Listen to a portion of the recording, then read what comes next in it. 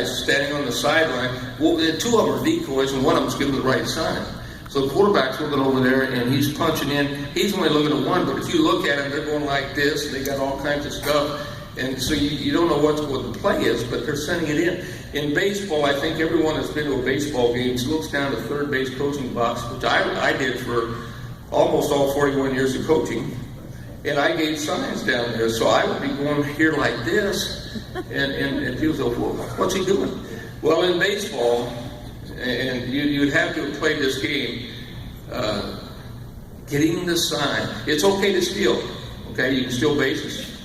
You can steal signs. Stealing signs is up for grabs, and it's healthy, and it's considered a person of integrity. If you can steal signs, you're an intelligent, integrity person. There's no question that it's bad.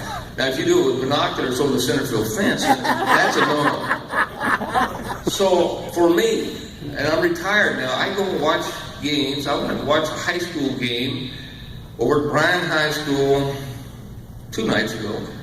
And then I watch some of the Aggie games, and I go and watch Sam Houston, some of these games. And I cannot stop looking at the third base coach.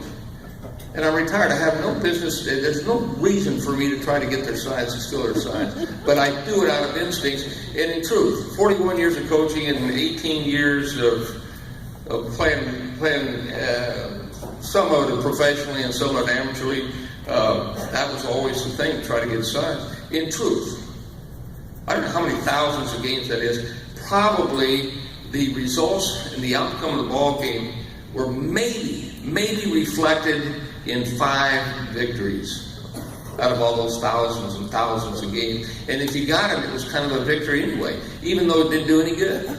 But you got them. You got the signs. You know, how was the game yesterday? Fine, we got their signs. You lost 10-0? Yeah, we had their signs.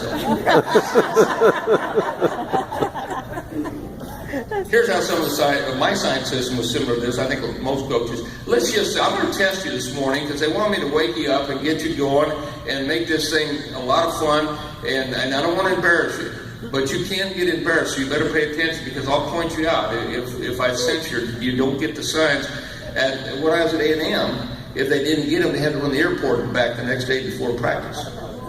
So everyone was hooked in. They paid attention. I hate missed signs. I hate for our players to miss it. But I don't want to give them to the other team, so I make them difficult enough so the other team can't pick them up.